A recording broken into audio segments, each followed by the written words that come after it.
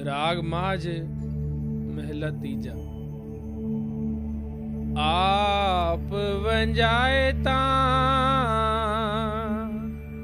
सब किछ पाए,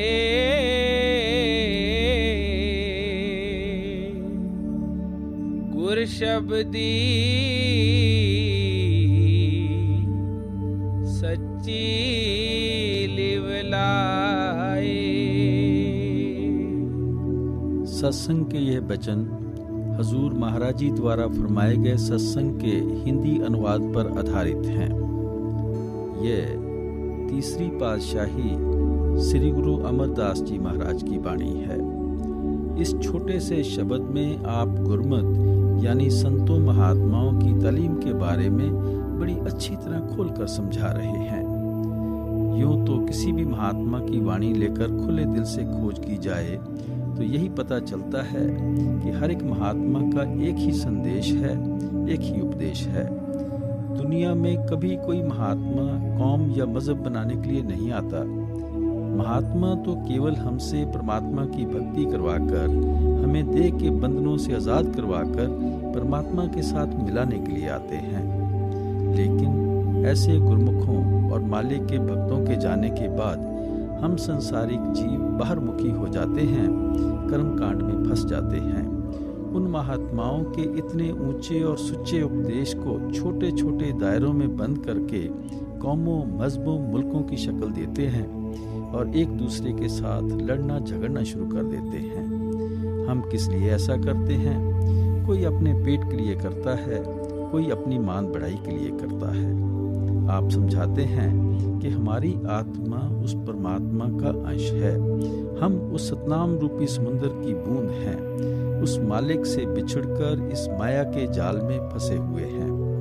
मन के अधीन होकर जो कर्म करते हैं, अच्छे भी करते हैं, बुरे भी करते हैं, उनके कारण हमारी आत्मा को बार बार इस 84 के जेल खाने में आना पड़ता है। ना अच्छे कर्म करके देह के बंधनों से बच सकते हैं, ना बुरे कर्मों के कारण कभी हमारा 84 के दुखों से छुटकारा हो सकता है। इन कर्मों के कारण जिस जगह भी जाकर जन्म लेते हैं, हमें दुख ही दुख, मुसीबतें ही मुसीबतें सहनी पड़ती हैं। किसी भी जामे में जाकर हम सुख हासिल नहीं कर सकते, शांति प्राप्त नहीं कर सकते। अगर इंसान का जामा प्राप्त करके, जिसे महात्मा टॉप ऑफ द क्रिएशन कहकर समझाते हैं, हमारी ये दुर्दशा है कि रोटी कपड़े के लिए तड़पते और तरसते फिरते हैं, तो फिर और किस जामे में जाकर हम सुख हासिल कर सकते हैं, शांति प्राप्त कर सकते हैं। इसलिए महात्मा हमें यही उपदेश देते हैं कि जब तक हमारी आत्मा वापस जाकर उस परमात्मा के साथ नहीं मिलती, इसका देह के बंधनों से, जन्म मरण के दुखों से कभी किसी हालत में छुटकारा नहीं हो सकता। इसलिए हर एक जीव को परमात्मा की खोज है। हम सभी संसारिक जीव अपनी अपनी बुद्धि के अनुसार हजारों ही युक्तियों और तरीकों से उस परमात्मा को ढूंढने की कोशिश करते हैं। जप तप करते हैं, पूजा पाठ करते हैं, दान पुण्य करते हैं, घर बार छोड़कर जंगलों पहाड़ों में छिपकर बैठ जाते हैं। कोई परमात्मा को मंदिरों, मस्जिदों, गुरुद्वारों में ढूंढता है, कोई ग्रंथ पोथियों में और कोई हिमालय पर्वत में खोज करने में लगा हुआ है। गुरु साहब समझाते हैं कि वह परमात्मा कहीं बाहर नहीं है, वह हमारे शरीर के अंदर है। अगर कोई लेबोरेटरी है जिसके अंदर जाकर हम मालिक की खोज कर सकते हैं, तो वह केवल हमारा शरीर है, हमारी देह है। आज तक बाहर ना किसी को मिला है, ना मिल सकता है। हजरत ईसा कहते हैं कि मालिक की दरगाह, मालिक के रहने की जगह तेरे अंदर है। यही गुरु अमरदास जी समझाते हैं, सदा हजूर दूर न देखो, रचना जिन रचाई। जिस परमात्मा ने दुनिया की यह सारी रचना पैदा की है, वह हमसे कहीं दूर नहीं है। वह 24 घंटे हमारे साथ है, हमारे शरीर और हमारी देह के अंदर बैठा हुआ है। गुरु अर्जन देव जी समझाते हैं, काया अंदर जग जीवन दाता वसे, सबना करे प्रतिपाला। वह परमात्मा जिसने सारे जग को जीवन दिया है, जो सबका दाता, सबका बादशाह है, जो सबकी संभाल करता है, पालन पोषण करता है, वह परमात्मा इस काया के अंदर बैठा हुआ है। कबीर साहब भी यही समझाते हैं, ज्यों तिल माही तेल है, ज्यों चकमक में आग, तेरा साईं तुझ में जाग सके तो जाग। कि भाई जिस तरह तिलों में तेल होता है, पत्थर के अंदर अग्नि होती है, इसी तरह जिस परमात्मा की तू खोज कर रहा है वह तेरे शरीर के अंदर है, तेरे वजूद के अंदर है। अगर कोई चीज़ हमारे घर में खो जाए तो हम घर के अंदर खोज करके ही उसे पा सकते हैं। अगर बाहर जाकर सड़कों पर खोज करनी शुरू कर दें तो हम उस खोई हुई चीज़ को किस तरह प्राप्त कर सकते हैं। गुरु अमरदास जी समझाते हैं, गुरमुख होवे सो काया खोजे और सब परम पुलाई। कि जो गुरमुख लोग हैं, मालिक के भगत और प्यारे हैं, वह हमेशा शरीर या देह के अंदर परमात्मा की खोज करते हैं। बाकी सब दुनिया के जीव कर्म कांड में उलझे हुए हैं, बाहर मुखी हुए बैठे हैं। अब मन में विचार उठता है कि अगर परमात्मा हमारे सब के अंदर है तो हमें दिखाई क्यों नहीं देता। हम आंखें बंद करते हैं तो हमें अपने अंदर अंधेरा ही अंधेरा दिखाई देता है। गुरु साहब फरमाते हैं, आप वंजाए तो सब किछ पाए। कि वह परमात्मा तो पत्ते पत्ते कण कण में व्यापक है, चोरों ठगों साधु संतों महात्माओं सभी के अंदर है। लेकिन जब तक अंदर जाकर अपने आप की रुकावट दूर नहीं करते, उस परमात्मा के अंदर मौजूद होते हुए भी हम उसे नहीं पा सकते। ये अपने आप की रुकावट क्या है? ये खुद ही हमें, मैं, मेरी या अहम की रुकावट है। जब तक ये रुकावट दूर नहीं करते, उस परमात्मा के हमारे अंदर होते हुए भी हम कभी उसके साथ मिलाप नहीं कर सकते। गुरु अमरदास जी फरमाते हैं, हर जियो साचा ऊंचो ऊंचा, हमें मार मिलावणिया। कि परमात्मा सच्चा है, पवित्र है, सचखंड का रहने वाला है, पर हमें मार मिलावणिया। जब तक हम हौमे की बीमारी को अपने अंदर से दूर नहीं करते, हम कभी उस परमात्मा को पा नहीं सकते। ये हौमे क्या है? जो हम सारा दिन सोचते हैं कि मेरी कौम है, मेरा मजहब है, मेरा मुल्क है, मेरी औलाद है, मेरी जायदाद है, जिन चीज़ों को सारा दिन मेरा मेरा कहते हैं, वास्तव में ये सब कुछ ही उस परमात्मा का है। हम अपने आप को उससे अलग समझे बैठे हैं, इनको अपना बनाने की कोशिश करते हैं। ये आज तक ना कभी किसी के बने हैं, न बन सकते हैं। लेकिन इनको अपना बनाने की ख्वाहिश हमें इनके मोह और प्यार में इतना फंसा देती है कि हमें रात को सपने भी इन्हीं के आते हैं, और मौत के समय सिनेमा के स्क्रीन की तरह इन्हीं की शक्लें हमारी आंखों के आगे आकर घूमना शुरू कर देती हैं। जहां आशा तहां बासा। आखिरी वक्त जिस तरफ हमारा ख्याल होता है, हम दुनिया के जीव उसी रौब में बहना शुरू कर देते हैं। कौन सी चीज हमें दे के बंदरों की तरफ खींच कर लाई? दुनिया का मोह, दुनिया का प्यार लाया। सो जब तक हमारे अंदर से दुनिया का मोह और प्यार नहीं निकलेगा, तब तक हमारी आत्मा वापस जाकर परमात्मा के साथ नहीं मिल सकती। गुरु साहब फरमाते हैं कि ये दुनिया झूठी है, इसका मोह और प्यार भी झूठा है। ये दुनिया झूठी क्यों है? क्योंकि ये नष्ट हो जाएगी, फना हो जाएगी। इसके साथ हमारा मोह और प्यार क्यों झूठा है? क्योंकि इसका प्यार हमें बार बार दे के बंधनों में फंसाता है। ये प्यार हमें इस रचना का हिस्सा ही बनाए रखता है, वापस जाकर उस रचना करने वाले के साथ मिलने नहीं देता। इसका प्यार हमें जन्म मरण के दुखों में ही फंसाए रखता है। इसलिए गुरु साहब कहते हैं, ये दुनिया और इसका प्यार दोनों ही झूठे हैं। इस झूठी दुनिया से हमारा झूठा मोह और प्यार कब निकलता है? जब हम गुरमुखों के द्वारा शब्द या नाम की लज्जत प्राप्त कर लेते हैं। गुर शब्दी सच्ची लिव लाए। जब परमात्मा के साथ हमारा सच्चा प्यार पैदा हो जाता है। सो जब तक हमें वह सच्चा प्रेम और प्यार नहीं मिलता, इस झूठी दुनिया से हमारा झूठा मोह और प्यार कभी निकल ही नहीं सकता। वह कौन है जो दुनिया की शक्लों और पदार्थों के साथ मोह और प्यार किए बैठा है? वह हमारा मन है। इसलिए आत्मा और परमात्मा के बीच कोई पर्दा है तो वह केवल हमारे मन का पर्दा है, मन की रुकावट है। जिस तरह आत्मा परमात्मा का अंश है, इसी तरह हमारा मन भी कोई छोटी चीज नहीं है। वह ब्रह्म की अंश है, त्रिकुटी का रहने वाला है। लेकिन विषय विकारों, शराबों, कबाबों, इंद्रियों के भोगों में फंसकर अपने आप को, अपने असल को भूल बैठा है। और जो कर्म मन इन इंद्रियों के वश में होकर करता है, उसका नतीजा हमारी आत्मा को भी भोगना पड़ता है। जब तक हमारी आत्मा मन का साथ नहीं छोड़ती, इसे ना तो कभी अपने आप का पता लग सकता है और ना कभी अपने असल का पता लग सकता है। मन का साथ आत्मा तब छोड़ सकती है जब मन अपने निज धाम ब्रह्म या त्रिकुटी में पहुंच जाता है। हमें जो भी कोशिश करनी है, मार्ग अपनाना है, उपाय करना है, वह आत्मा और मन की गांठ खोलने का करना है। मन को उसके ठिकाने यानी ब्रह्म या त्रिकुटी पहुंचाने का करना है। दुनिया के जीव हजारों ही युक्तियों और तरीकों से मन को वश करने की कोशिश करते हैं। जप तप करते हैं, पूजा पाठ करते हैं, दान पुण्य करते हैं, घर बार छोड़कर जंगलों और पहाड़ों में छिपकर बैठ जाते हैं। हठ कर्मों और संयम के द्वारा जबरदस्ती मन को दुनिया से निकालने की, दुनिया से उदासीन करने की कोशिश करते हैं। आगे जाकर हमारा मन कहीं जुड़ता नहीं, वापस आकर दुनिया में भटकना शुरू कर देता है। महात्मा समझाते हैं कि जबरदस्ती मन को वश में करना इसी प्रकार है जिस प्रकार सुलगते हुए कोयले को राख के नीचे दबा देना है। देखने में आता है कि आग बुझी हुई है, पर जब भोगों की आंधी उठती है, विषय विकारों की लहरें उठती हैं, वह सारी राख उड़ जाती है और सुलगते हुए कोयले फिर धधक उठते हैं।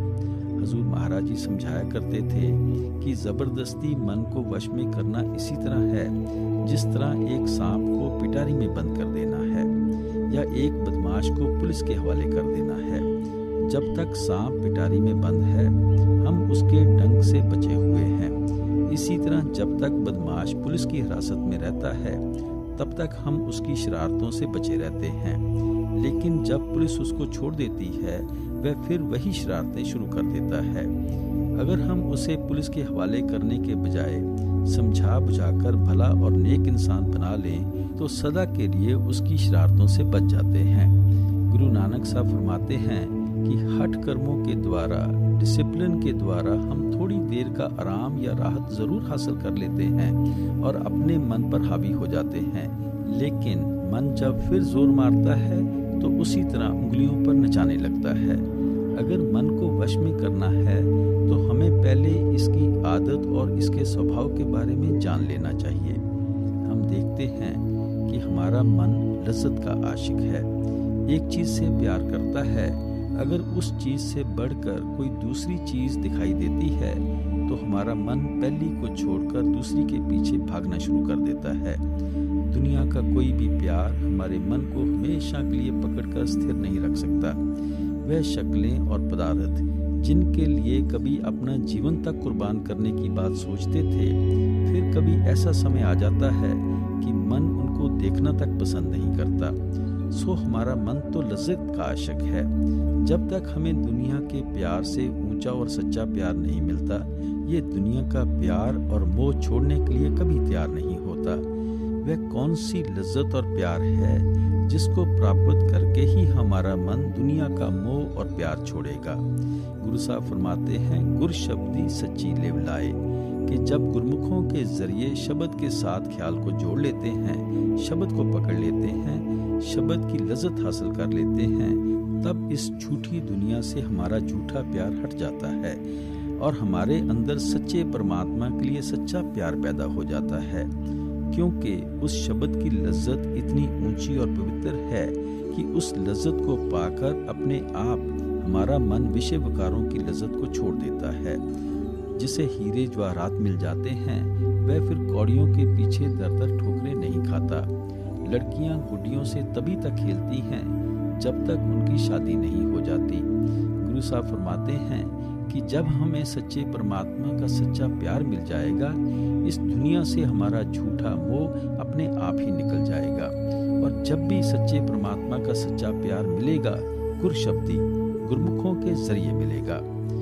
हमारे जितने भी मजहब हैं, उन सब के रीति रिवाज अलग अलग हैं, लेकिन रूहानियत या सच्चाई सब मजहबों की तय पर एक ही है। हर एक महात्मा हमारे अंदर उसी रूहानियत का शौक या प्यार पैदा करने के लिए आता है। उस एक ही रूहानियत को महात्माओं ने अलग अलग कौमों, मज़हबों, मुल्कों में बैठकर अलग अलग लफ्ज़ों के ज़रिए समझाने की कोशिश की है। गुरु नानक साहब उसे गुरु की बाणी, धुर की बाणी, सच्ची बाणी, शब्द, नाम, अमर, हुक्म, अकथ कथा, हरि कीर्तन कहकर बयान करते हैं। उसी को गुरु साहब निर्मल नाद कहते हैं। ऋषि मुनि उसे आकाशवाणी, राम नाम, राम धुन या कई और लफ्ज़ों से याद करते हैं। मुसलमान फ़कीरों ने उसको कलमा, बांगे आसमानी, कलामे इलाही, निदाए सुल्तानी कहकर याद किया है। ईसा ने उसे वर्ड या लोगोस कहकर याद किया है। हमारा लफ्ज़ों के साथ कोई बहस मुबासा नहीं है। आप किसी भी शब्द के द्वारा उस रूहानियत की बात कर सकते हैं। सवाल तो सिर्फ इतना है कि हमें अपनी देह, अपने शरीर के अंदर रूहानियत की लज्जत किस तरह हासिल करनी है, उस रूहानियत के साथ अपना ख्याल किस तरह जोड़ना है। हमारा रूहानी सफ़र पैरों के तलवों से लेकर सिर की चोटी तक है। इस सफ़र की 2 मंजिलें हैं। एक आंखों तक है, दूसरी आंखों से ऊपर है। हमारी देह के अंदर जो आत्मा और मन की बैठक है वह सबकी आंखों के पीछे है। उसको कोई तिल कहता है, कोई शिव नेत्र कहता है, कोई दिव्य चक्षु कहता है, कोई घरदर कहता है, कोई मुक्ति का दरवाज़ा कहता है। हर एक का ख्याल इस नुक्ते से उठता है और 9 द्वारों के द्वारा सारी दुनिया में फैल जाता है। ये 9 दरवाजे हैं, 2 आँखें, 2 कान, 2 नाक के सुराख, 1 मुंह और नीचे 2 इंद्रियों के सुराख। इन 9 दरवाज़ों के द्वारा हमारा ख्याल सारी दुनिया में फैला हुआ है।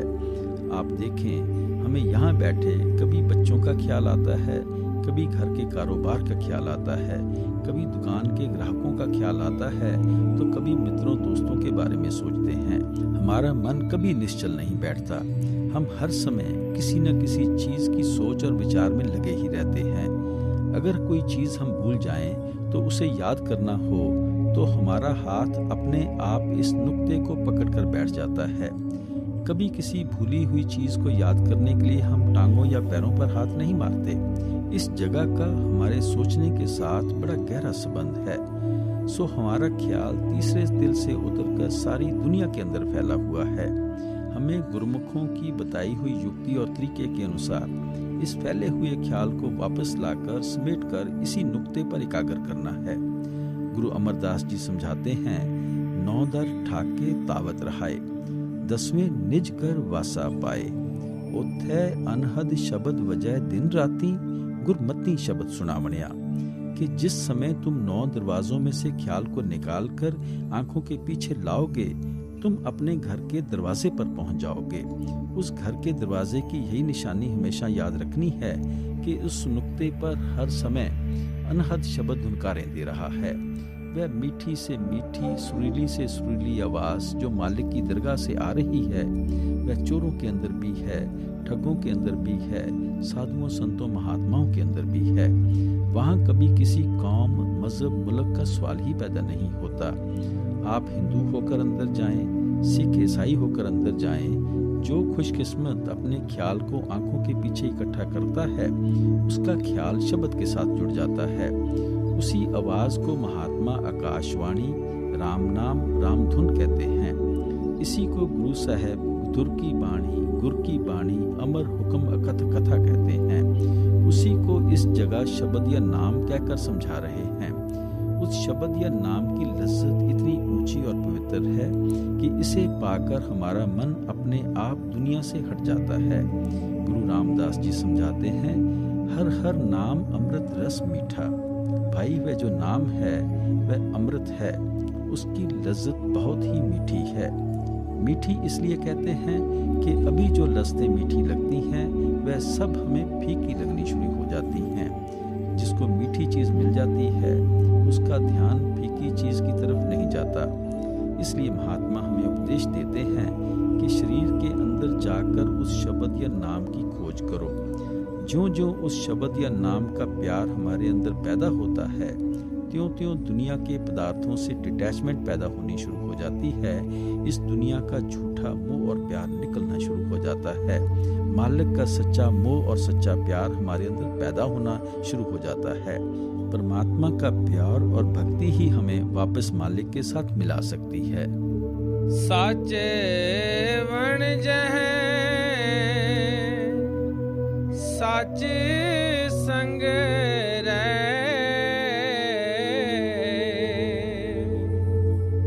साच व्यापार करावणिया। जो गुरमुख लोग शब्द या नाम की कमाई करके अपने अंदर से हौमे या अहम की रुकावट को दूर कर लेते हैं, मोह या प्यार के दायरे के पार चले जाते हैं, अब गुरु साहब उनकी महिमा करते हैं कि वह सच का ही व्यापार करते हैं। वह आप भी सच्चे शब्द या सच्चे नाम की कमाई करते हैं और हमारे अंदर भी उस सच्चे शब्द या नाम की कमाई का शौक पैदा करते हैं। वह शब्द सच्चा, प्योर और पवित्र है। जब हम उसके साथ जुड़ जाते हैं, हम भी सच्चे और पवित्र हो जाते हैं। गुरु अमरदास जी की वाणी है, मुक्ते सेवे मुक्ता होवे, हौमे ममता सब देखोवे। जो लोग शब्द या नाम की कमाई करके अपने अंदर से हौमे और ममता की रुकावट को दूर कर चुके हैं, वह मुक्ति प्राप्त कर लेते हैं।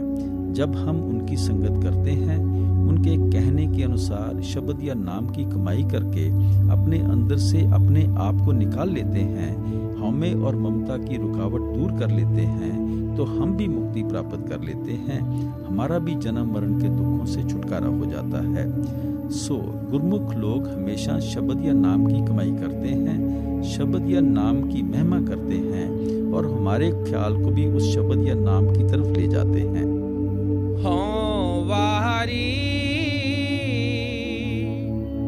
जियो वारी,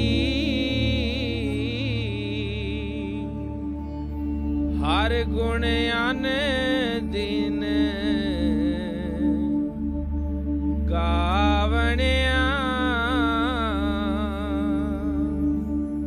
अब गुरु साहब फरमाते हैं कि जब भी झूठी दुनिया से हमारा झूठा मोह या प्यार निकलेगा, हमेशा शब्द या नाम की कमाई के जरिए ही निकलेगा। और इस शब्द की कमाई करने की युक्ति का पता गुरुमुखों से लगता है, संतों महात्माओं से लगता है। गुरु अर्जन देव जी की वाणी है, जिसका ग्रह तिन दिया ताला कुंजी कुरसों पाई। कि भाई, जिस परमात्मा ने हमें पैदा किया है, उसने नाम रूपी दौलत हमारे अंदर हमारे लिए ही रखकर उसका भेद गुरुमुखों और संतों महात्माओं के हवाले कर दिया है। गुरुमुख लोग खोलकर हमारे अंदर कुछ नहीं डालते, वह दौलत परमात्मा ने हमारे अंदर हमारे लिए ही रखी है। उन्होंने इशारा करना है, तरीका बतलाना है कि किस युक्ति से हमें अपने ख्याल को शब्द के साथ जोड़ना है, नाम के साथ जोड़ना है। हजूर महाराज जी बड़ी सुंदर मिसाल दिया करते थे कि सबको पता है कि दूध के अंदर घी होता है, लेकिन जब तक युक्ति का पता ना चले, तरीका पता ना चले, हम कभी भी दूध से घी हासिल नहीं कर सकते। जब कोई युक्ति बतलाता है कि किस तरीके से दही जमाना है, किस तरह से दही को मथ कर मक्खन निकालना है, फिर मक्खन को गर्म करके छाछ को अलग कर देना है, तब उसी दूध में से घी निकल आता है। घी को दूध में से ही निकलना है, बाहर से कहीं नहीं निकलना। लेकिन जब तक कोई युक्ति बतलाने वाला नहीं मिलता, उस दूध के घी का हमें क्या फायदा हो सकता है। यही गुरु साहब समझाते हैं कि गुरुमुखों के जरिए युक्ति पता चलती है, शब्द या नाम की कमाई करने का साधन और तरीका पता लगता है, और फिर झूठी दुनिया से हमारा झूठा मोह और प्यार निकलता है, सच्चे परमात्मा के साथ सच्चा प्यार पैदा हो जाता है।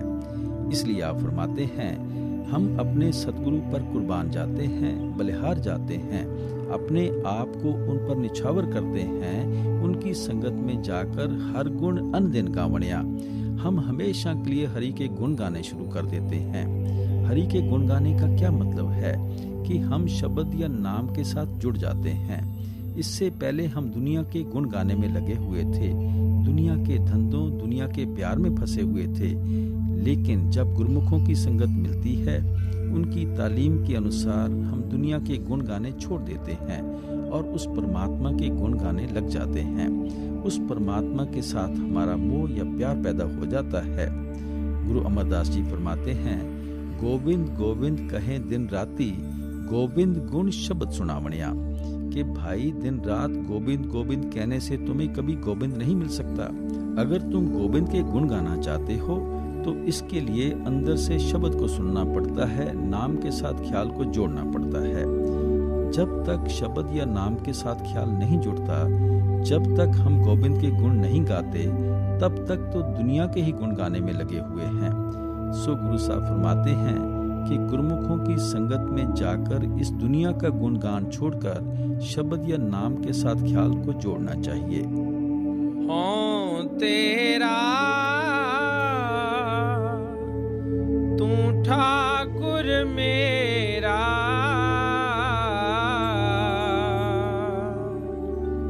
शब्द वड्याई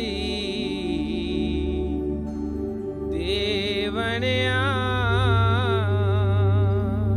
गुरु साहब समझाते हैं कि जब हम हरि के गुण गाने लगते हैं, फिर हमें समझ आ जाती है कि हम परमात्मा के दास हैं, नौकर हैं, चाकर हैं, गुलाम हैं, और वह परमात्मा हमारा स्वामी है, मालिक है, हमारा सब कुछ है। हमें ये गौरव मिल जाता है कि हम दास हो गए हैं, परमात्मा हमारा स्वामी बन गया, हमारा मालिक बन गया। आप समझाते हैं शब्द वड्याई देवनिया। ये बढ़ाई तब मिलती है जब शब्द की कमाई करते हैं, नाम की कमाई करते हैं। फिर हमें अपनी असलियत का पता लगता है, परमात्मा की असलियत का पता लगता है, और इस दुनिया से हमारा ख्याल निकलकर परमात्मा के साथ जुड़ जाता है। गुरु साहब फरमाते हैं कि जब भी हमें ये गौरव हासिल होगा, केवल शब्द की कमाई करके, नाम की कमाई करके ही प्राप्त होगा। शब्द की कमाई के द्वारा ही हमारा ख्याल दुनिया के मोह या प्यार से निकलेगा और हम अपने आप को परमात्मा के चाकर और दास समझने लगेंगे, परमात्मा के आज्ञाकारी सेवक समझने लगेंगे। वेला वक्त सब सुहाया,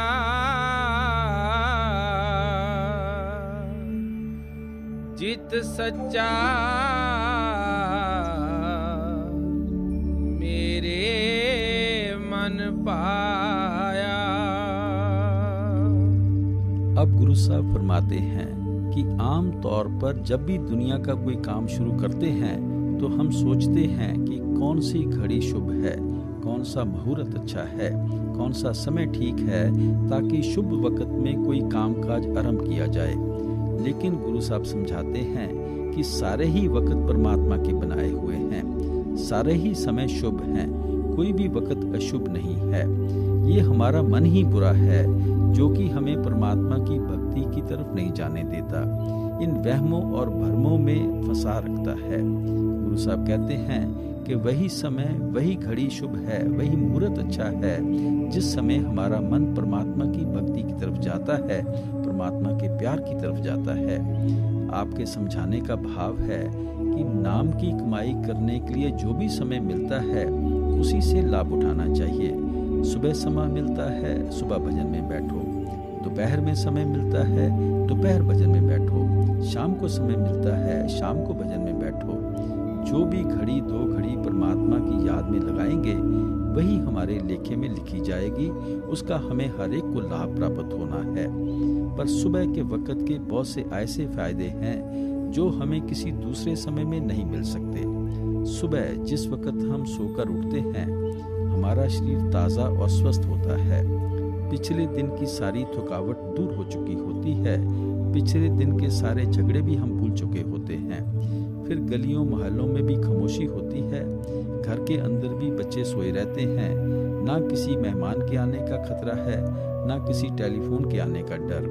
और फिर जब हम दिन शुरू करने लगे हैं तो क्यों ना मालिक का नाम लेकर शुरू करें, ताकि उसका सुरूर और खुशी सारा दिन हमारे साथ रहे और हम उस खुशी और आनंद में अपना सारा दिन व्यतीत करें। अगर दोपहर को भजन में बैठेंगे तो गलियों मोहल्लों में शोर शुरू हो जाता है। उस समय कोई ना कोई दोस्त पास आकर बैठ जाएगा। फिर बच्चों का कामकाज करना है, दुकानों का कामकाज करना है, चौके चूल्हे का भी कामकाज करना है। वह समय हम अपनी इच्छा के अनुसार नहीं निकाल सकते। अगर शाम को भजन में बैठेंगे तो सारे दिन कामकाज करके शरीर थका होता है, जल्दी नींद आ जाती है। फिर सारे दिन के झगड़े आंखों के सामने आ जाते हैं। जो काम सुबह घंटे 1.5 घंटे में बनना था, शाम को उसी के लिए 3-4 घंटे चाहिए। और इतना समय किसके पास होता है। इसलिए महात्मा कहते हैं कि सुबह अमृत वेले भजन के लिए बैठना चाहिए। लेकिन अगर सुबह समय नहीं मिलता तो इसका ये मतलब नहीं कि परमात्मा की भक्ति के लिए और कोई समय है ही नहीं। गुरु साहब हमारे मन को इन भ्रमों और संकल्पों से निकालते हैं कि वही घड़ी, वही मुहूर्त, वही वेला और वही समय शुभ है जिस समय हमारा मन परमात्मा की भक्ति की तरफ जाता है, शब्द या नाम की कमाई की तरफ जाता है। सच्चे सेविए सच वड्याई,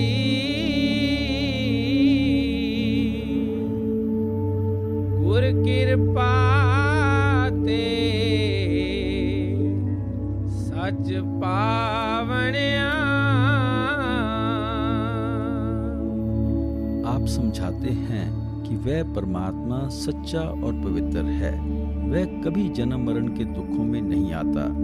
जो कुछ हम आंखों से देखते हैं सब नष्ट हो जाएगा, फना हो जाएगा, पर इनको पैदा करने वाला वह अकाल पुरुष परमेश्वर परमात्मा कभी नष्ट और फना नहीं होता। जपजी साहब की पहली पौड़ी में आता है, आद सच जुगाद सच है भी सच, नानक होसी भी सच। सच का मतलब है जो कभी नष्ट नहीं होता, फना नहीं होता।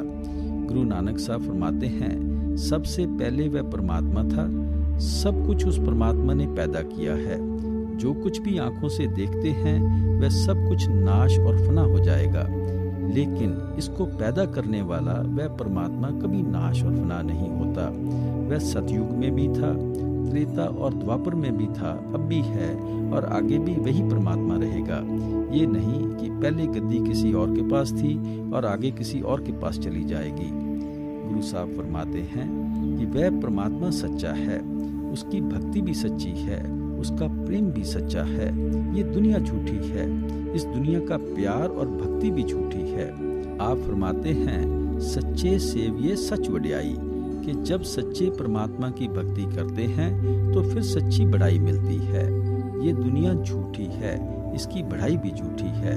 हिस्ट्री पढ़कर देख लें, कभी तो ये दुनिया के लोग हमें सिर पर उठाए फिरते हैं, जुलूस निकालते हैं, जय जयकार करते हैं, और फिर वही दुनिया के लोग पैरों के नीचे रौंदना शुरू कर देते हैं, फांसी के तख्ते पर चढ़ा देते हैं, गोलियों का निशाना बना देते हैं, रातों रात राज्य पलट जाते हैं, लीडरों और नेताओं को जेल खानों के अंदर कैद कर लिया जाता है।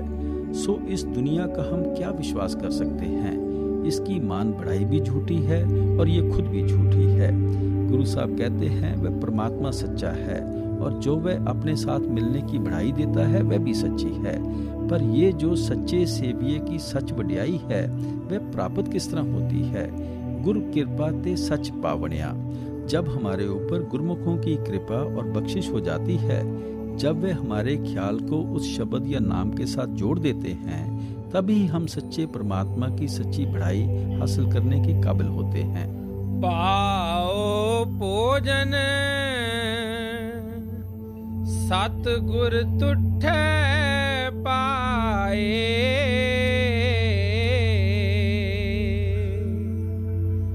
अन रस चूकै हर रस मन वसाए। आप समझाते हैं कि हमारा मन संगत और सोबत का असर बहुत जल्दी लेता है। शराब पीने वाले के पास बैठो, शराब पीने की आदत पैदा हो जाएगी। चोरों की संगत करो तो चोरी की आदत पैदा हो जाएगी। मालिक के भक्तों और प्यारों की संगत करेंगे तो उनको देखकर हमारे अंदर भी मालिक की भक्ति का शौक और प्यार पैदा हो जाएगा। आप फरमाते हैं कि जब संतों महात्माओं की संगत करते हैं तो हमारे मन में संतोष आ जाता है। अन रस चूक के हर रस मन बसाए, कि हमारे मन से दुनिया के रस निकल जाते हैं, शब्द या नाम का रस आ जाता है। फिर हम दुनिया की चीज़ों के पीछे नहीं दौड़ते, दुनिया की शक्लों और पदार्थों के लिए नहीं तड़पते। हम उस अमृत को पीकर अमर हो जाते हैं। हमारा दुनिया के जन्म मरण से हमेशा के लिए छुटकारा हो जाता है। सच संतोख सहज सुख बाणी,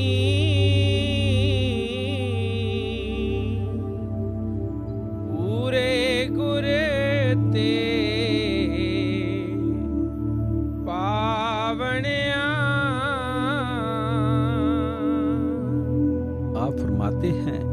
जिस वक्त हम गुरुमुखों की संगत में आकर उस नाम के रस को पीने लग जाते हैं, फिर हमारा उस वाणी के साथ ख्याल जुड़ जाता है।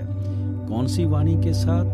जो सच है, जो कभी नाश या फना नहीं होती, जिसने सारी दुनिया की रचना की है, जिस वाणी के आधार पर सारे खंड ब्रह्मांड खड़े हैं। वह वाणी कैसी है? संतोख कि अभी जो मन में भटकन लगी हुई है, तड़प लगी हुई है, जब उस वाणी के साथ हमारा मन जुड़ जाता है तो मन में संतोष और सब्र आ जाता है। फिर फरमाते हैं सहज कि उस वाणी को पकड़कर ही सहज की अवस्था प्राप्त होती है। हम मन और माया के दायरे से पार चले जाते हैं। वह वाणी सुख देने वाली है। जब तक हमारा मन दुनिया के साथ जुड़ा हुआ है, हम दुखों और मुसीबतों में फंसे हुए हैं। जब उस वाणी के साथ ख्याल जुड़ जाता है तो सुख हासिल कर लेते हैं, शांति प्राप्त कर लेते हैं। ये कौन सी वाणी है जिसकी गुरु साहब इतनी बढ़ाई करते हैं, महिमा करते हैं? जिस वाणी ने दुनिया की रचना की है, जिसके आधार पर खंड ब्रह्मांड खड़े हैं, जो वाणी हमारे सबके अंदर है, जो दिन रात सबके अंदर धुनकारें दे रही है। वह चोरों, ठगों, साधुओं और संतों, महात्माओं सबके अंदर है। वहाँ किसी कौम, मजहब और मुल्क का सवाल ही पैदा नहीं होता। हिंदू होकर अंदर जाओ, सिख, ईसाई होकर अंदर जाओ, जो भी भाग्यवान, खुशकिस्मत आंखों के पीछे ख्याल इकट्ठा करता है, उसका ख्याल उस वाणी के साथ जुड़ जाता है। गुरु अमरदास जी उस वाणी की महिमा करते हैं। वाणी वची चहुं जुगी, सच्चो सच सुनाए, कि वह वाणी चारों युगों से चली आ रही है। सतयुग में वही वाणी थी, द्वापर और त्रेता युग में भी वही वाणी थी, अब भी वही वाणी है और आगे भी वही वाणी रहेगी। ये नहीं कि पहले वह वाणी कुछ और थी और आगे जाकर कुछ और हो जाएगी। ना वह 400-500 साल पुरानी है, ना वह 1000 साल पुरानी है, ना वह पंजाबी में लिखी जाती है, ना वह हिंदी और फारसी में लिखी जाती है।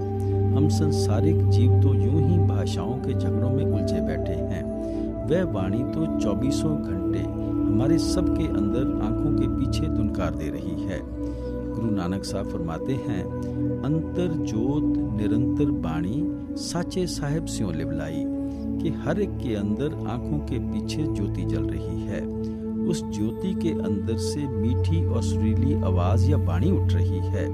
जो उस वाणी को पकड़ता है, साचे साहेब स्यों लिवलाई, उसका दुनिया से मोह और प्यार निकल जाता है। परमात्मा के साथ मोह या प्यार पैदा हो जाता है। इसलिए गुरु रामदास जी फरमाते हैं, बाणी गुरु, गुरु है बाणी, विच बाणी अमृत सारे, कि वह वाणी हमारा गुरु है, वह शब्द या नाम हमारा गुरु है। गुरुमुखों का असली स्वरूप शब्द या नाम होता है। जिस वक्त वह शब्द स्वरूप होकर देह धारण करते हैं तो देह स्वरूप गुरु बन जाते हैं। लेकिन जो चीज उनके देह में गुरु बनती है वह शब्द है, नाम है। इसलिए ऐसे महात्मा के बारे में ईसा मसीह ने कहा है, and the word made flash, कि जब भी वह शब्द शरीर धारण करता है तो बाहर वह हमारा रहनुमा और रहबर बन जाता है। जब हम अपने ख्याल को अंदर इकट्ठा करते हैं तो वह शब्द या वर्ड हमारा गुरु बन जाता है। सो हर एक महात्मा का यही अनुभव है। इसलिए गुरु साहब कहते हैं कि हमें उस वाणी की खोज करनी है, उस शब्द की खोज करनी है, उस नाम की खोज करनी है। किस नाम या शब्द की? जो दिन रात हर एक के अंदर धुनकारें दे रहा है। सत गुर न सेवै, मूरख अंध गवारा, फिर ओए किथों पायन मोख द्वारा। आप समझाते हैं कि दुनिया के अंदर दो तरह के इंसान हैं, एक गुरमुख हैं, दूसरे मनमुख हैं। दोनों ही उस परमात्मा के बनाए हुए बंदे हैं और ये भी उस परमात्मा के हाथ में है। जिसे वह चाहता है गुरमुख बना लेता है। महानता किनकी है? केवल गुरमुखों की है। आप गुरमुख किसको कहते हैं? जो अपने अंदर उस वाणी के साथ ख्याल को जोड़े हुए हैं, शब्द के साथ ख्याल को जोड़े हुए हैं। आप फरमाते हैं, सतगुर न सेवे मूर्ख अंध गवारा। जो गुरमुखों की संगत नहीं करते, उनके उपदेश के अनुसार शब्द या नाम की कमाई नहीं करते, उनकी क्या हालत है? वह मूर्ख हैं। अंधे हैं, ग्वार हैं। क्यों अंधे हैं? क्योंकि परमात्मा ने आंखें भी दी हैं, पर उन्होंने उस चीज को अंदर देखा ही नहीं, हासिल ही नहीं किया। एक तो हम आंखों से अंधे हुए बैठे हैं, दूसरे अंधेरे में फंसे हुए हैं, रास्ता दिखाई नहीं देता, अकेले घबरा रहे हैं और सिर पर पापों का बोझ उठाया हुआ है, अंधकार में भटकते फिर रहे हैं।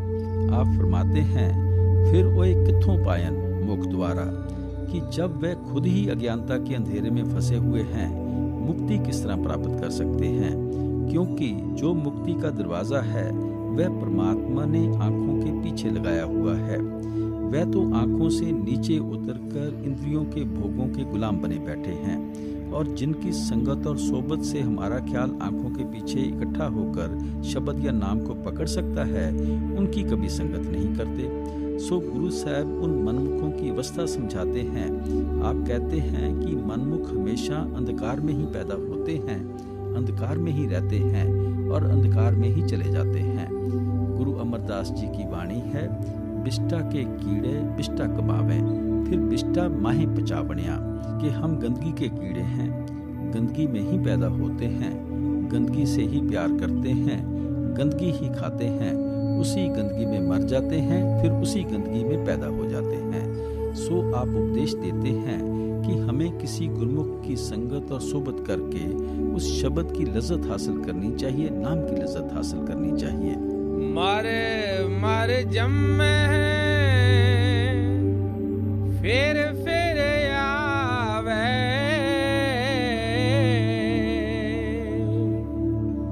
जमदार चोटा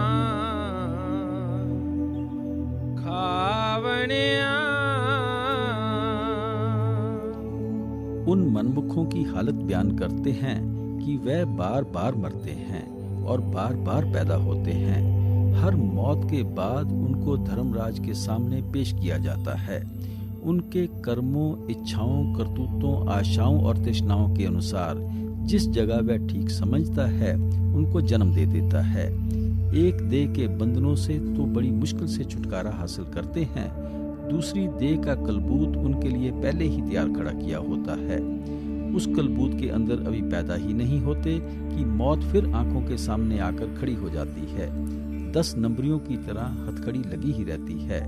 बार बार जन्म मरण के दुखों में जाना पड़ता है।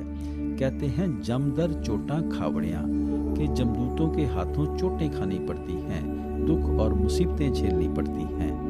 शब्द साध जाने ता आप पछाने,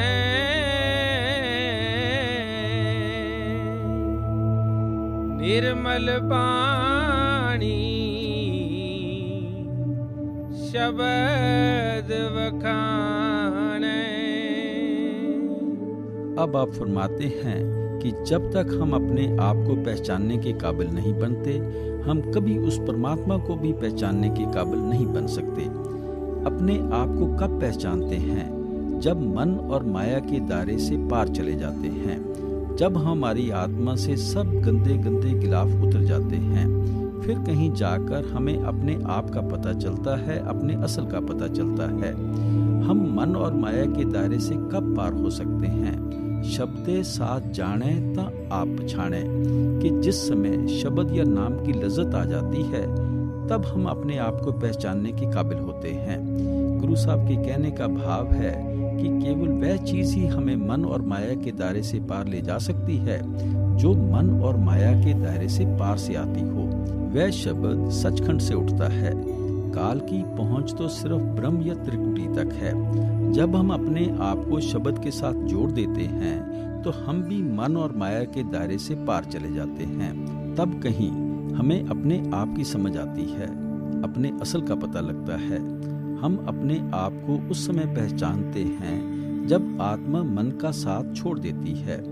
जिस वक्त गंदे गंदे गिलाफ या पर्दे हमारी आत्मा से उतर जाते हैं, जब स्थूल, सूक्ष्म और कारण तीनों किस्म के गिलाफ उतर जाते हैं, हम तीनों गुणों से पार हो जाते हैं। फिर कहीं जाकर हमें अपनी समझ आती है। यही सोक्रेटिस ने फरमाया था, नो दाई सेल्फ, पहले अपने आप को पहचानो। परमात्मा की पहचान से पहले अपने आप की पहचान जरूरी है।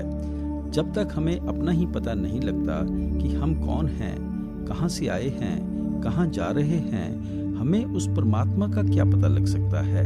हमारी आत्मा तो प्योर थी, पवित्र थी, लेकिन मन का साथ लेने के कारण अति गंदी और मैली हो चुकी है।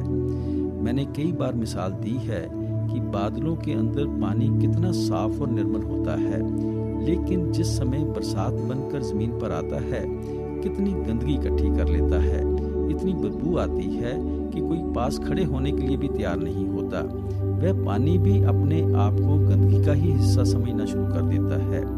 जिस समय उसको सूरज की तपश मिलती है वह गंदगी को छोड़ देता है और भाप बनकर ऊपर उठ जाता है। तब उसको पता लगता है कि मैं कोई और चीज़ हूँ, ये गंदगी कोई और चीज़ है। मैं बेकार ही इस गंदगी का साथ लेकर अपने आप को गंदगी समझे बैठा था। फिर जब उसे अपने असल के बारे में पता चलता है कि मेरा असल तो आकाश का बादल है, तब वह सीधा आकाश में जाकर अपने असल में समा जाता है। यही हमारी आत्मा की हालत है। ये परमात्मा का अंश है, सतनाम समुद्र की बूंद है, पर मन का साथ लेकर मन और माया के अधीन होकर अति गंदी और मैली हो चुकी है। जब तक ये मन का साथ नहीं छोड़ती, इसको कभी अपने आप की होश नहीं आ सकती और ना ही अपने असल का पता लग सकता है। सो गुरु साहब फरमाते हैं, शब्दे साथ जाने ता आप पछाणे, कि जिन्हें अपने अंदर में शब्द की लज्जत आ जाती है, जो अपने अंदर नाम की कमाई में लग जाते हैं, वह भाग्यशाली जीव अपने आप को पहचानने के काबिल बन जाते हैं। गुरु अमरदास जी कहते हैं, गुरमुख आप पछाणे संतो राम नाम लिवलाई, कि गुरमुख वह हैं जो राम नाम के साथ प्यार करके अपने आप को पहचानने के काबिल बन जाते हैं। ये राम नाम कोई लफ्ज नहीं है, बल्कि वह ताकत है जिसने सब दुनिया की रचना की है, जिसके आधार पर हमारे खंड ब्रह्मांड खड़े हैं और जो सबके अंदर रमी हुई है। जब तक हम अपने आप को उसमें लीन नहीं करेंगे, हम कभी भी अपने आप को पहचानने के काबिल नहीं बन सकते। फिर तीसरी पातशाही गुरु अमरदास जी फरमाते हैं, जिन अंतर शब्द आप पहचाने गत में तिन ही पाई, कि जो अपने अंदर शब्द को पकड़कर अपने आप को पहचानते हैं, असली गति मालिक के मिलने की असली युक्ति उनको ही प्राप्त होती है।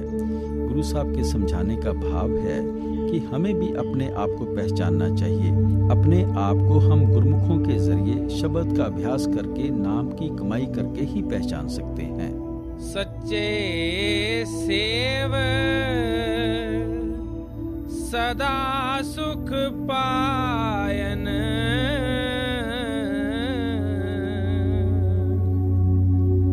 नो निद नाम मन वसावण्या। जब हम अपने आप को पहचानने के योग्य बन जाते हैं, तो फिर हम सच्चे परमात्मा की सेवा में लगते हैं। फिर हम उसकी भक्ति करते हैं, उसके साथ प्यार करते हैं।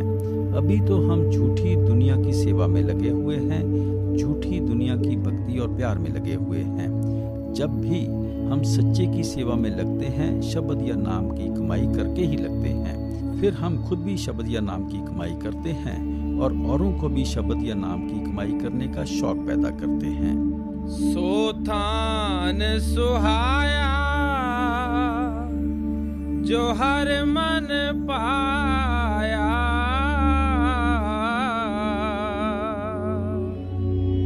सत संगत बह हर गुण गाया। अब जब हमारे मन के अंदर मालिक की भक्ति करने की चाह और प्रेम पैदा हो जाता है, तो आम तौर पर हम सोचते हैं कि घर बार छोड़कर मंदिरों और गुरुद्वारों में जाकर भक्ति करें। अगर मन जरा और उत्साह दिखाता है तो सोचते हैं कि हिमालय पर्वत पर जाकर भक्ति करें और बाल बच्चों को त्याग दें। पर गुरु साहब समझाते हैं कि परमात्मा की भक्ति के लिए कौन सी जगह अच्छी है। आप फरमाते हैं, सारी दुनिया उस परमात्मा ने बनाई है, उसने कोई बुरी जगह नहीं बनाई। हम ही अपने विचारों से किसी जगह को बुरा बना लेते हैं, किसी जगह को अच्छा बना लेते हैं। इसलिए आप समझाते हैं कि जिस जगह भी हमारा मन लगता है उसी जगह परमात्मा की भक्ति करनी चाहिए, और वही जगह हमारी भक्ति के लिए अच्छी है जहाँ भक्ति का वातावरण हो। वह कौन सी जगह है? गुरु साहब समझाते हैं वह गुरुमुखों का सत्संग है, गुरुमुखों की संगत और सोबत है। आपके कहने का भाव है कि गुरुमुखों के सत्संग के द्वारा, गुरुमुखों की संगत और सोबत के द्वारा ही हमारा ख्याल परमात्मा की भक्ति की ओर जाता है। हम तीर्थों में, सत्संगों में, मंदिरों, मस्जिदों, गुरुद्वारों में इसलिए जाते हैं कि उन जगहों पर भक्ति का वातावरण बना हुआ है। हम भी उस वातावरण से लाभ उठाकर भक्ति करें। अगर हमें वहां जाकर वह वातावरण नहीं मिलता, वहां पशुओं की मंडियां ही लगती हैं, प्रचार और पब्लिसिटी के मंच ही बने हुए हैं, या चहल पहल और मेले मौज की जगह ही बनी हुई है, तो वहां जाकर हमारा मन किस तरह एकाग्र हो सकता है? गुरु साहब समझाते हैं कि कोई खास जगह परमात्मा की भक्ति के लिए नहीं है, सभी स्थान परमात्मा की भक्ति के योग्य हैं। हमें इन जगहों को भक्ति के योग बना लेना चाहिए। किस तरह बनाना चाहिए? सत्संग के द्वारा भक्ति के काबिल बना लेना चाहिए। वह वातावरण बना लेना चाहिए जिसमें बैठकर हम परमात्मा की भक्ति कर सकें, शब्द या नाम की कमाई कर सकें। सो आप उपदेश देते हैं कि जहां हमें गुरुमुखों की संगत, सत्संग और सोबत मिल जाती है, वही जगह हमारे लिए परमात्मा की भक्ति करने के काबिल बन जाती है। आन दिन हर साला है साचा,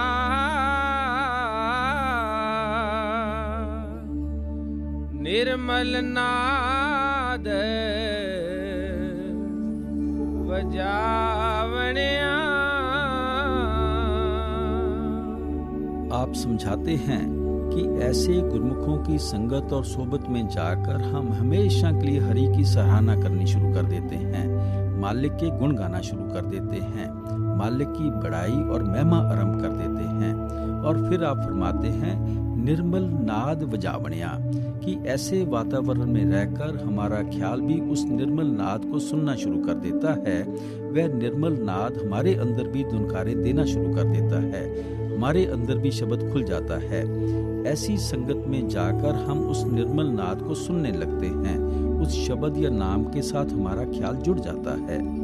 मन मुख खोटी ही रास, खोटा पासारा,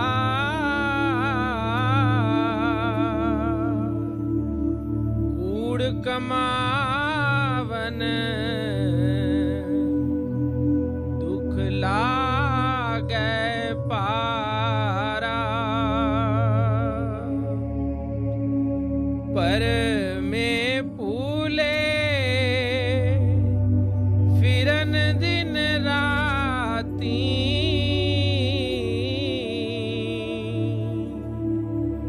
मर जन्म जन्म गवावणिया। गुरु साहब ने पहले समझाया था कि दुनिया के अंदर दो प्रकार के इंसान हैं, एक गुरुमुख और दूसरे मनमुख। पिछली तुकों में गुरुमुखों की बड़ाई की है कि वह हमेशा सत्संग के द्वारा अपने अंदर मालिक की भक्ति का वातावरण बनाए रखते हैं, मालिक की भक्ति और परमात्मा के प्यार में मस्त रहते हैं और हर जगह परमात्मा की महिमा करते हैं, परमात्मा के गुण गाते हैं। अब मनमुखों की हालत बयान करते हैं। मनमुख खोटी रास खोटा पासारा, मनमुखों का ख्याल भी झूठा है।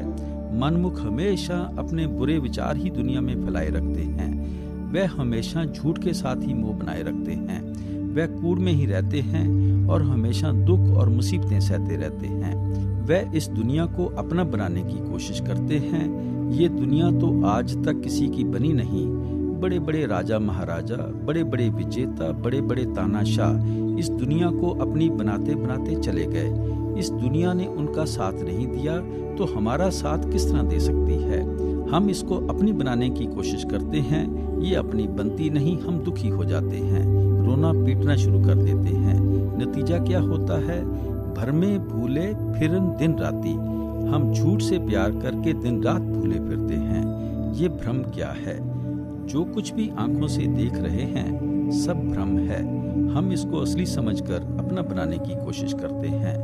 भ्रम वे है जो हमारा साथ छोड़ देगा, जो चीज नष्ट और फना हो जाएगी। सो इसी भ्रम में फंसकर हम दिन रात भूले फिरते हैं, मरण जन्म के दुखों में फंसे हुए हैं।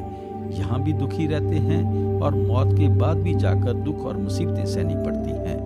सच्चा साहिब मैं अत प्यारा,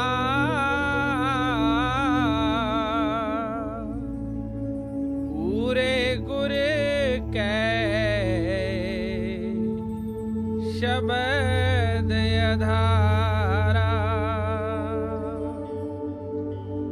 नानक नाम मिलै वड्याई,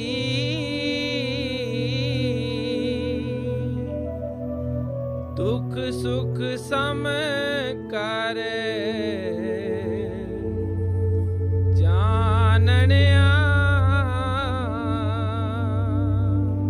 अब गुरु साहब फरमाते हैं कि जब से हम सतगुरु की संगत और सोबत में आए हैं, हमें वह परमात्मा बहुत ही प्यारा लगने लगा है। हमारे अंदर उस मालिक से मिलने का सच्चा शौक पैदा हो गया है, सच्चा प्रेम और सच्चा प्यार पैदा हो गया है। अब हमें दुनिया अच्छी नहीं लगती, परमात्मा ही अच्छा लगता है, अति प्यारा लगता है। ये जो हमें परमात्मा प्यारा लगता है, ये भी हमारे सतगुरु की दया, मेहर और बख्शिश है, जिन्होंने हमारे ख्याल को शब्द या नाम के साथ जोड़ दिया है। उनके उपदेश के अनुसार जब हमने शब्द या नाम की कमाई की तो इस दुनिया का मोह या प्यार निकल गया और हमें परमात्मा प्यारा लगने लगा। आपने शब्द के शुरू में ही कहा था, गुर शब्दी सच्ची लिव लाए, यानी गुरमुखों के जरिए शब्द की कमाई करके तुम्हारे अंदर सच्चे परमात्मा के लिए लगन पैदा हो जाएगी। सारे शब्द में सिस्टेमेटिकली आपने समझाया है कि किस तरह दुनिया झूठी है और किस तरह हम इसके मोह या प्यार में फंसकर दिन रात भटकते फिरते हैं, और सच्चे परमात्मा के लिए जो सच्ची लिव हमारे अंदर पैदा होनी है वह किस प्रकार पैदा होगी। सब कुछ बयान करने के बाद आप फरमाते हैं कि अब हमारे अंदर सच्चे परमात्मा की लिव लग चुकी है, सच्चे परमात्मा का प्यार हमारे अंदर जाग उठा है। ये जो भी दया, मेहर और बख्शिश हम पर है, सब हमारे सतगुरु की है। सच्चा साहिब मैं अत प्यारा,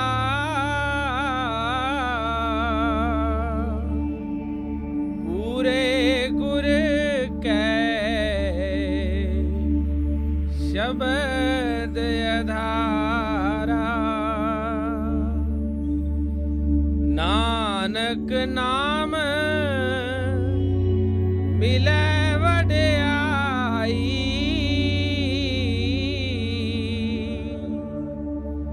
दुख सुख सम कर जाननिया।